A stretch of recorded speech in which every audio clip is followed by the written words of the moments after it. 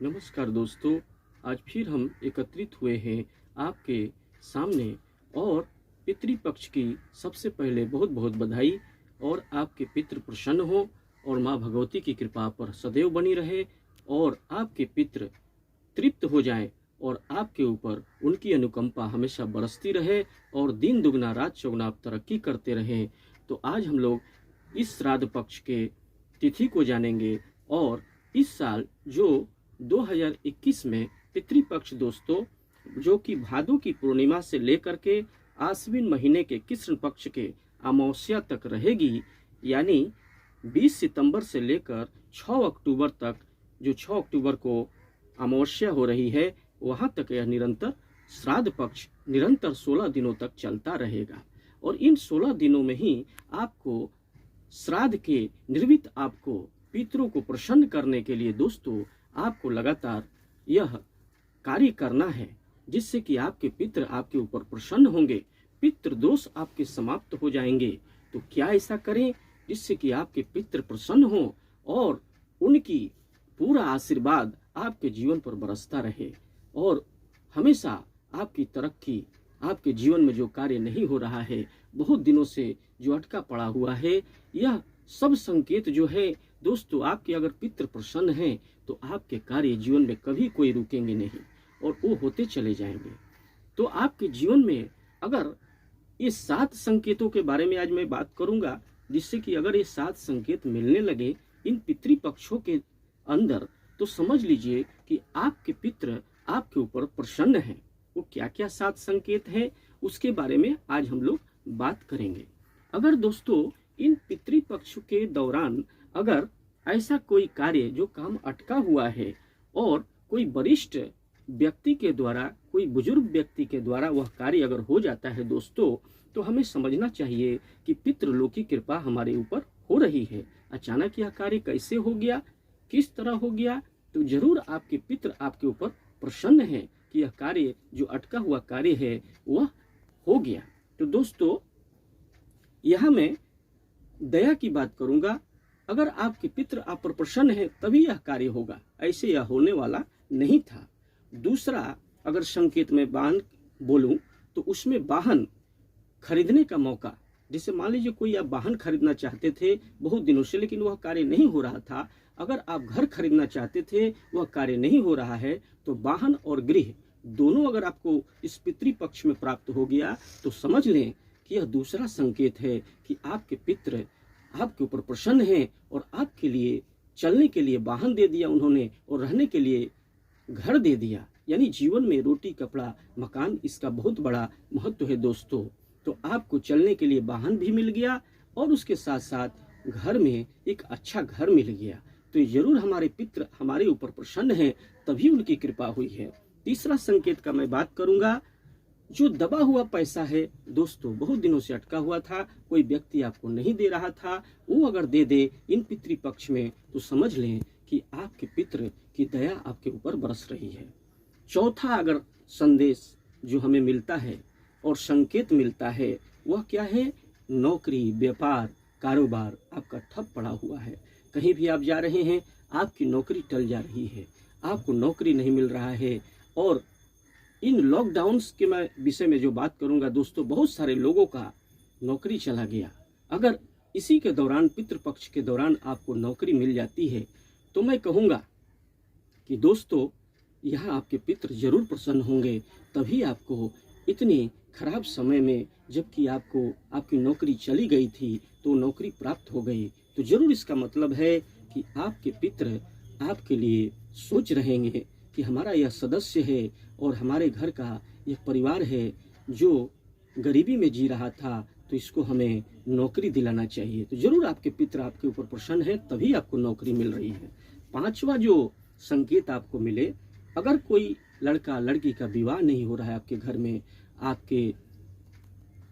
आपके सदस्य की, आपके परिवार में यह बहुत दिनों से लड़का लड़के की विवाह नहीं हो रहा है, तो इसका मतलब यह है कि पितृ आपके ऊपर प्रसन्न नहीं है। लेकिन इन्हीं पितृपक्षों में अगर यह संकेत मिल जाए कि अब लड़के का शादी हो जाएगा या मेरी कन्या का शादी हो जाएगा, तो जरूर आपके ऊपर पितृ अब प्रसन्न हो रहे हैं, तभी यह शुभ संकेत मिल रहा है, क्योंकि यह मांगलिक कार्य होने जा रहा है। तो बिना पितरों के कृपा से कोई कार्य आपका नहीं हो सकता दोस्तों।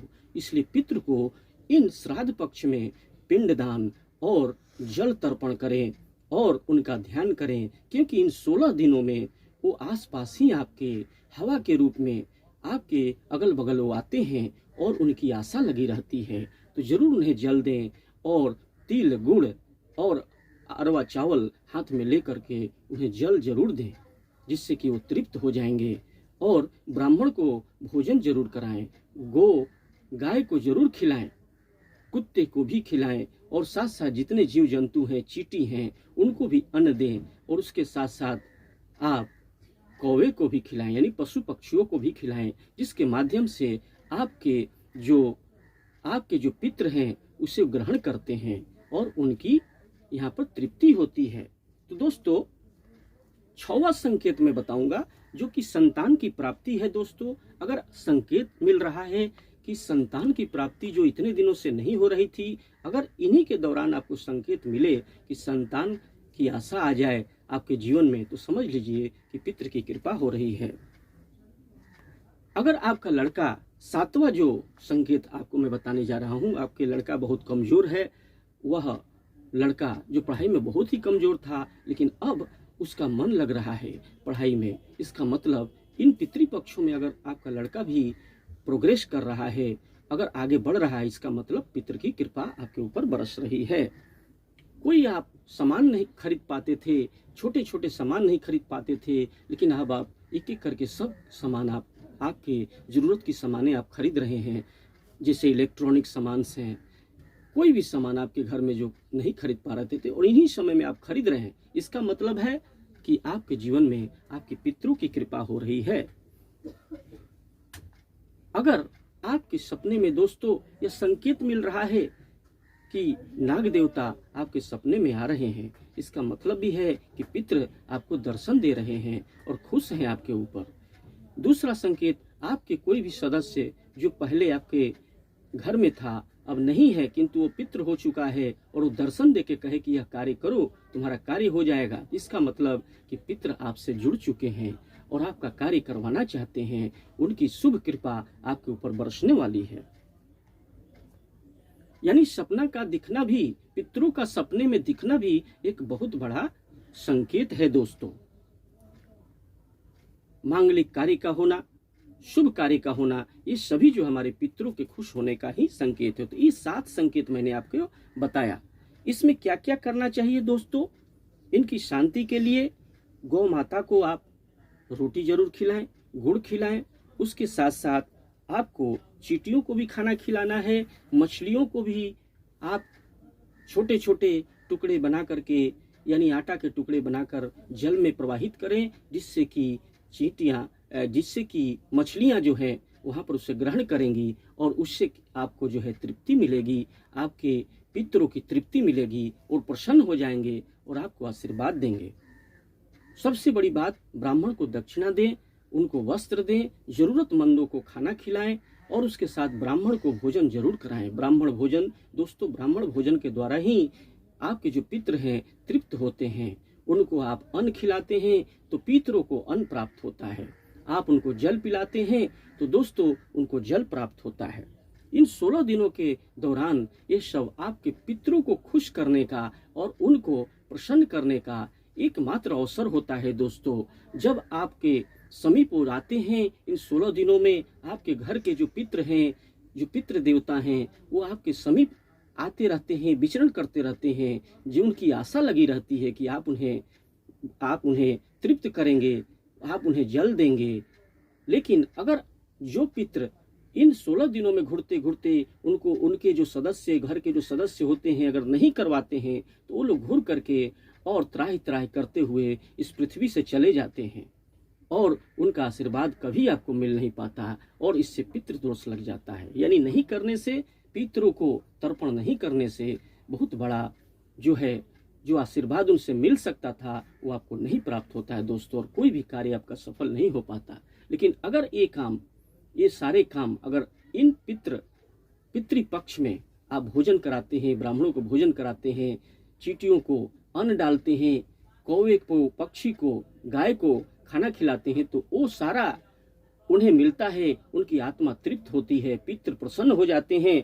दोस्तों, गरुड़ पुराण में यह कहा गया है कि अगर जिनके घर में पुत्र पौत्र नहीं होते लेकिन बेटियां ही होती हैं, वो भी तर्पण कर सकती हैं। नाती नातियां यानी पुरुष और स्त्री दोनों ही पितृपक्ष में तर्पण कर सकते हैं, इसमें कोई दोष नहीं है। यानी पुत्र है तब भी कर सकता है, कोई भी सदस्य परिवार का कर दे, लड़का हो, लड़की हो या उनकी पुत्री हो, तर्पण कर दे तो उनकी आत्मा तृप्त हो जाती है। तो दोस्तों, यह बहुत ही बड़ा अवसर है। अगर ये 7 संकेत जो मैंने बताया कि आपका रुका हुआ काम हो जाता है, उसके साथ साथ आपको वाहन प्राप्त होता है, घर प्राप्त होता है, उसके साथ साथ आपको रुका हुआ रुपया या दबा हुआ पैसा मिल जाता है, नौकरी व्यापार चलने लगती है, आपके विवाह, आपके घर में मांगलिक कार्य होने लगते हैं, संतान प्राप्ति के लक्षण प्राप्त हो जाते हैं इन्हीं पितृपक्ष में। इसका मतलब पितरों की दया आपके ऊपर बरसने वाली है, या आपसे पितृ बहुत ही नजदीक हैं, वो आपको इतना आशीर्वाद दे रहे हैं कि आपका कार्य अब रुकेगा नहीं और आप सफल व्यक्ति बन जाएंगे। दिन दुगुना रात चौगुना वृद्धि करने का यह एकमात्र उपाय है दोस्तों, वह है पितृपक्ष में ब्राह्मणों को भोजन कराना और पितृपक्ष में अपने पितरों को तृप्त करने के लिए, उन्हें प्रसन्न करने के लिए आप उन्हें जल दें और ब्राह्मणों को भोजन कराएं, गाय को भोजन दें। आप जरूर, आपकी सफलता हमेशा बरकरार रहेगी। तो जी दोस्तों, अगर आपको मैंने ये जो वीडियो दिखाया आपको अच्छा लगा तो इसे लाइक जरूर करें और हमारे चैनल को सब्सक्राइब जरूर करें।